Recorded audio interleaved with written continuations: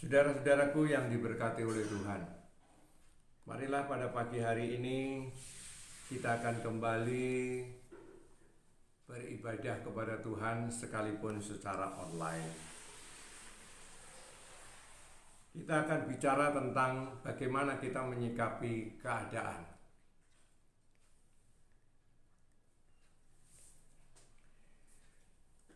Kita menyadari bahwa hari-hari ini adalah hari yang sangat melelahkan, di mana banyak orang yang merasa bagaimana mereka menghadapi semua tantangan-tantangan kehidupan ini. Kita yakin bahwa pertolongan daripada Tuhan akan senantiasa memberikan kepada kita kekuatan, sehingga membuat kita semua menyikapi kehidupan kita dalam kondisi yang seperti ini oleh karena berkat dan pertolongan pada Tuhan. Namun marilah sebelum kita melanjutkan untuk merenungkan sebagian daripada firman Tuhan pada pagi hari ini, kita akan membaca firman Tuhan sebagai landasan firman Tuhan yang akan menjadi renungan kita pada pagi hari ini. Kita membaca dalam suratan 1 Petrus pasal yang kelima, ayat yang ke-7. Ayat yang tidak asing bagi kita. Bagaimana bunyinya? Kita akan baca begini. Serahkanlah segala kekhawatiranmu kepadanya, sebab Ia yang memelihara kamu. Puji Tuhan. Saudaraku, kekhawatiran ini adalah merupakan satu perasaan yang lebih membuat kita semua menikmati kehidupan dengan was-was, dengan kebingungan, kebimbangan, bahkan juga ketakutan. Saudaraku, khususnya apa yang harus kita lakukan dalam menyikapi perkembangan keadaan yang seperti ini? Kita menyadari bahwa kita pergi ke sana, banyak orang yang berkeluh kesah. Kita pergi ke tempat saudara, apa yang dikatakan juga sama. Sehingga membuat kita sendiri pun jadi kebingungan. Bahkan mungkin kita akan terpengaruh pula, sehingga membuat kita juga merasa khawatir dan bimbang, apalagi takut dalam menghadapi keadaan dunia yang seperti ini. Nah, kita kembali kepada firman Tuhan yang kita baca tadi. Ayat firman Tuhan tadi berkata supaya kita menyerahkan segala sesuatu dalam kehidupan kita kepada Tuhan, Sang Pencipta alam semesta. Dia tahu apa yang harus dia lakukan. Saudara-saudaraku, memang kita memahami bahwa keadaan yang sedemikian ini adalah seizin daripada Tuhan.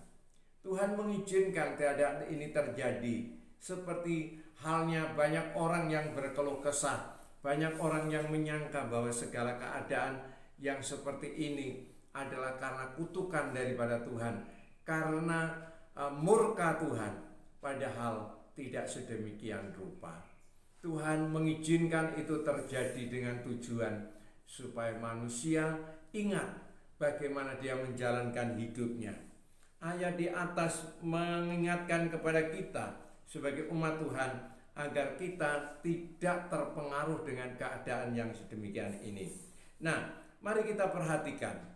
Waktu ada rasa khawatir, maka semua orang tidak akan fokus kepada Tuhan. Tidak ada hati yang fokus berserah kepada Tuhan.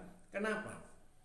Karena kalau kita membaca firman Tuhan, kata khawatir itu akar kata dalam bahasa aslinya adalah merinma atau merina. Saudara-saudara, yang artinya berbagi. Kata berbagi itu menunjukkan kalau kita diliputi rasa khawatir, sudah barang tentu coba kita renungkan, bukankah kita memikirkan seanak kita memikirkan pekerjaan kita memikirkan bagaimana kita makan, bagaimana kita akan hidup di tengah-tengah keadaan dunia ini. Nah, sehingga Kita tidak ada waktu untuk fokus kepada Tuhan. Kita hanya berpikir bagaimana kita mengatasi ini, bagaimana kita bisa mencukupi kebutuhan dalam keadaan yang demikian. Apalagi di tengah-tengah pandemi yang seperti ini, dengan diberlakukannya yang terakhir ini adalah PPKM darurat, membuat semua orang kalang kabut. Para pengusaha-pengusaha harus menutup usahanya. Para pedagang-pedagang pun juga harus menutup dagangannya, mengurangi stok dagangannya, sehingga mau tidak mau pemasukan berkurang dan mereka berkeluh kesah. Bahkan ada yang mereka melanggar. Apa yang terjadi? Berita yang kita dengar, ada orang penjual bubur ayam didenda 5 juta, ada yang terhukum dan seterusnya. Mereka membuat terjadi susah dan mereka berkeluh kesah. Karena apa? Pikiran mereka terpecah belah pada akhirnya.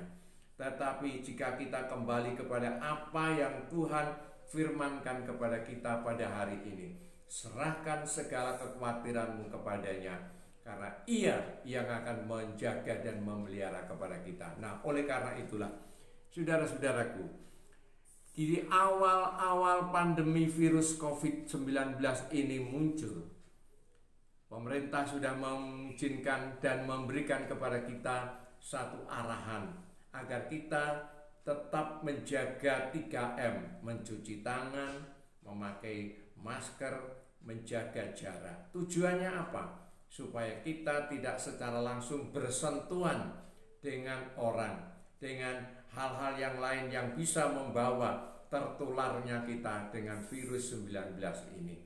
Oleh karena itu, saudaraku, saya juga masih ingat apa yang pernah saya baca dalam sebuah artikel, yaitu dalam menghadapi virus ini ada 2 kata yang perlu kita renungkan, yaitu kata iman dan kata imun.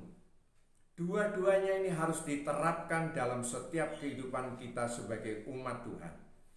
Orang mengatakan, pokoknya saya percaya Tuhan itu bekerja menolong kepada kita, tetapi kalau kita tidak menjaga prokes, maka imun kita berturun dan menurun, dan pada akhirnya kita akan mudah terkena penyakit. Nah, oleh karena itu, saudara-saudaraku, kita harus menerapkan 2 hal itu, iman dan imun. Iman artinya kita tidak menyombongkan diri, tetapi kita tetap berusaha untuk punya iman kepada Tuhan, berserah kepada Tuhan. Imun itu artinya kita tetap menjaga prokes, program kesehatan, protokol kesehatan, di mana kita menjaga jarak, mencuci tangan, memakai masker, dan yang lain-lain. Kita tidak sering keluar, kalau tidak perlu jangan kita keluar. Maka oleh dengan demikian ini kita akan menjaga, meningkatkan imun kita, imun tubuh kita ini. Daya imun kita bertambah dan iman kita semakin kuat karena kita tidak khawatir, karena Tuhan menjaga, melindungi. Nah, dari situlah kita akan melihat bagaimana dengan iman dan imun yang kita miliki yang tangguh membuat kita terhindar dari terpaparnya COVID-19 ini. Nah, saudara-saudaraku, mari, apa yang harus kita lakukan? Yang pertama, seperti firman Allah tadi mengatakan, serahkan segala kekhawatiranmu, serahkan segala masalahmu, serahkan segala perkara dalam hidupmu, kekuranganmu, kesakitanmu, beban beratmu, masalah-masalahmu. Karena Tuhan tidak akan tinggalkan kepada kita.